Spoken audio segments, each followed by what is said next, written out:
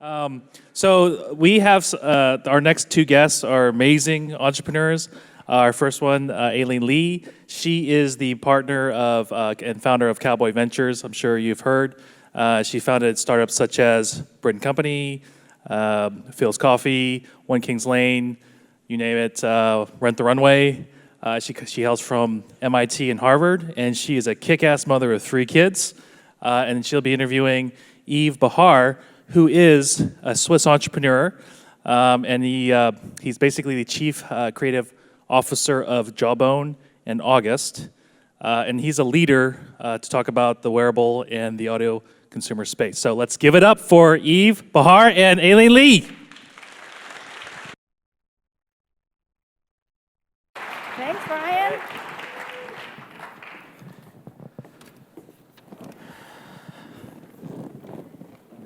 All right, we ready? I am. Okay, Yves Behar. We finally have 10 minutes to actually have a I conversation. know, it's true. I'm very excited. It's just with our 1,300 friends. You were born in Switzerland. You emigrated here for education. Mm-hmm. You worked at Frog and other design firms. firms. You founded Fuse Project in 1999. Mm-hmm. You've done a TED Talk that has been viewed over 1 million times. I didn't know that, actually. Yes, that's pretty amazing. That makes my day. Fantastic. Last year, you were awarded Design Miami's Design Visionary Award, an honor that recognizes innovators whose contributions propel the globe towards a better future. That's pretty badass, Yves. Thank you. I think you are probably the most famous designer in the world right now. Well, I don't know. How do you respond? That's pretty awesome. Thank you. To have you here on the Startup Grind stage. So if we can kind of wind back a little bit from being the most famous designer in the world, have you always been an awesome product designer? Are there any kind of embarrassing, badly designed products, skeletons in your closet?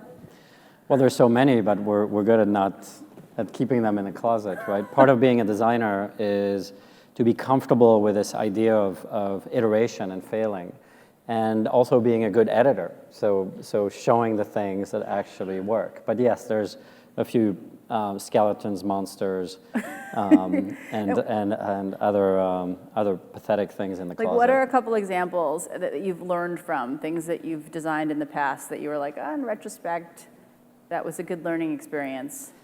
Well, I think early on in my career, I was really kind of trying to push hard for expression, and I wasn't, sort of personal expression in a way, and then I wasn't pushing back hard enough on feature creep. You know, in the 90s here in Silicon Valley, most of industrial design and technology was really driven by engineers.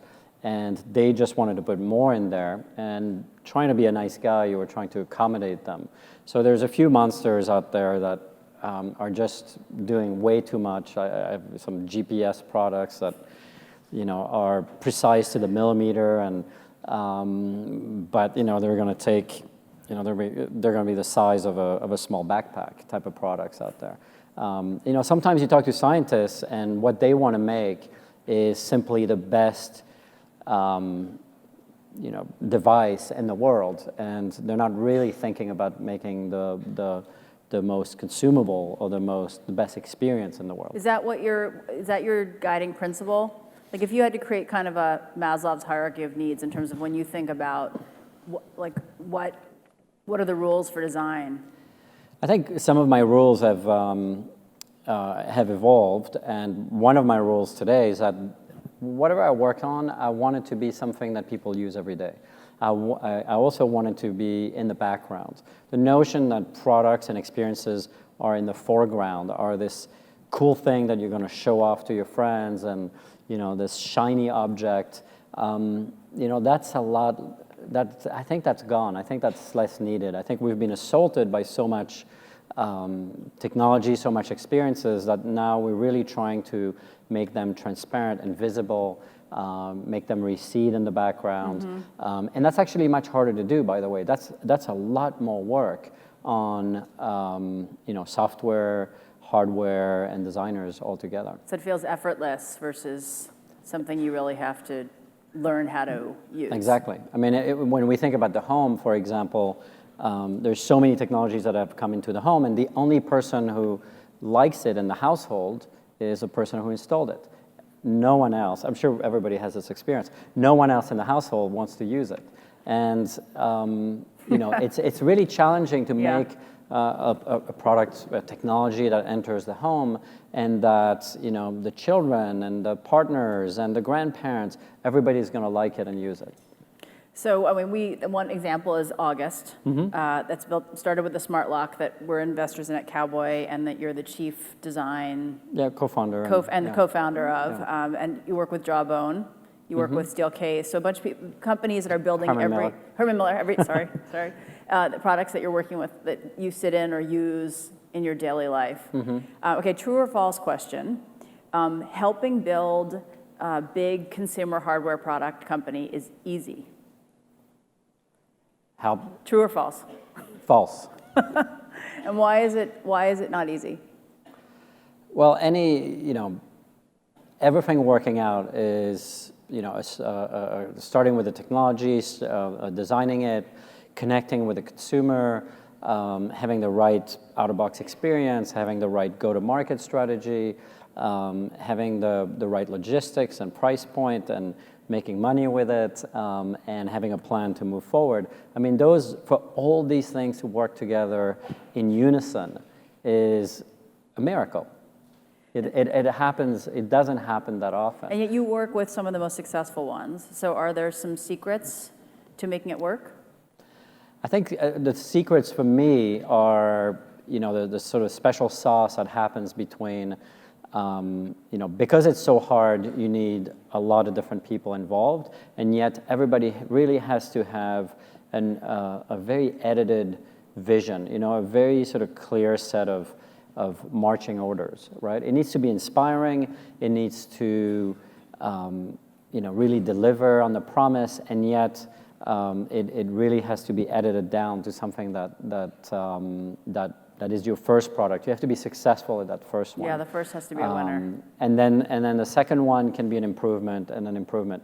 So, I mean, for me, it's having the vision, the ability to limit and edit that vision for that first product while still having the big vision for what's next and what you believe will ultimately happen in a space. Yep.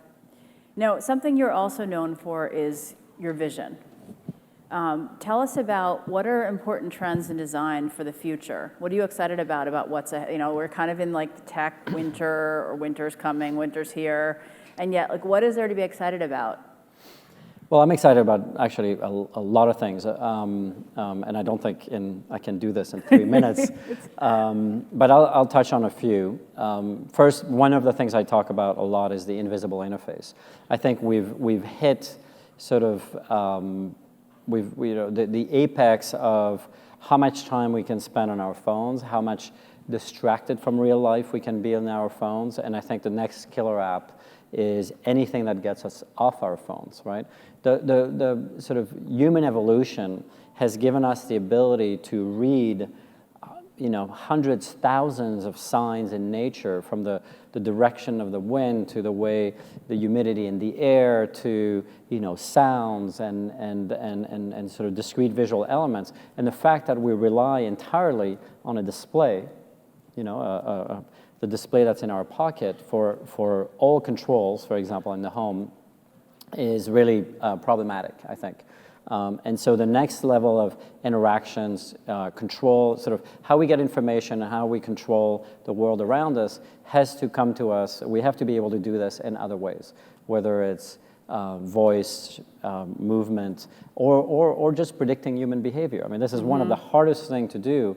When I was saying, delivering great experiences without bothering people with them, making August, a bit, truly magical, and everybody can use it in the home without doing anything. We have to predict when people get to the door. So predicting human behavior, the more we can do this, the more we can deliver information or services at the right time in the right way without requiring you to check your phone. That would be awesome. Everything that's happening in the transition from sort of on-the-body sensors that are mostly for fitness, moving into healthcare and moving into sort of true health everyday products. So like 5 years from now, what do you think that we will be wearing, and what will it be monitoring? I think we will know more about our health than any other on a daily basis than any other generation in the past. Like I was a little stressed yesterday because, I don't know why I was stressed yesterday, but I could see that that my heart rate, my resting heart rate was more elevated all day.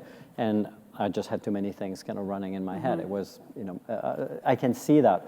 Imagine all the other things, from blood pressure to oxygenation to, digestion. Everything can be much more, we can get a lot more knowledge to us and to our health system. What about drones, VR, robots? So all of that, I'm working on a couple of robots that I'm really excited about. I'm working on robots that are not going to look like your dystopian Hollywood, movie, basically. Like personal robots? So I'm working on robots that, I believe in robots that deliver, very specific service, the type of services that we need. I'm working on a robot that takes care of babies, for example. Takes care of your baby. Yes, it does it better than you can, but That I would not can. be hard Sorry, in my case. Better than I can, but it delivers on a very specific element. I'm working on a robot that is. Is it the diaper changing element? That would be a good use. Not that one. Not that one. I'm working on a robot that will support patients with Alzheimer's, for example. I need that one too. So these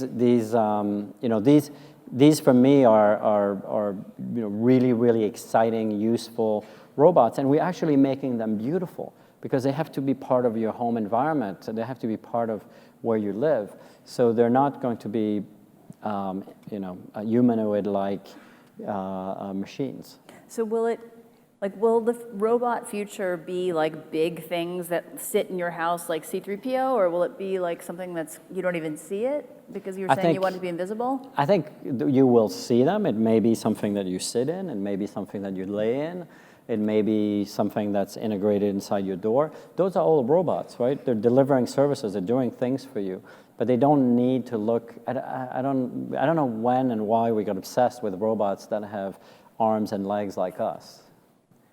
Are we out of time? I think we're unfortunately out of time. I guess so.